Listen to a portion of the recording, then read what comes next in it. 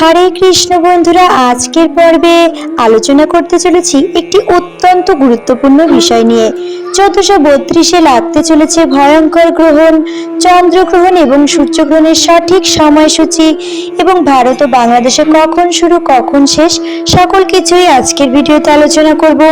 এবং এই রকম গ্রহণ সম্পর্কে সঠিক তথ্য পেতে অবশ্যই চ্যানেলটি সাবস্ক্রাইব করুন এবং ভিডিওটি সম্পূর্ণ দেখার পর যদি আপনার কোথাও একটু ভালো লেগে থাকে অবশ্যই একটি লাইক করুন এবং কমেন্ট করুন। কমেন্ট বক্সে রাধা গোবিন্দের আশীর্বাদ পেতে লিখুন জয় রাধা গোবিন্দ। চলে যাচ্ছি মূল পর্বে। এবছর মোট 4টি গ্রহণ হবে, তার মধ্যে 2টি চন্দ্রগ্রহণ এবং 2টি সূর্যগ্রহণ। প্রথম গ্রহণ একটি পূর্ণগ্রাস চন্দ্রগ্রহণ, যেটি ভারত এবং বাংলাদেশে দৃশ্য। 21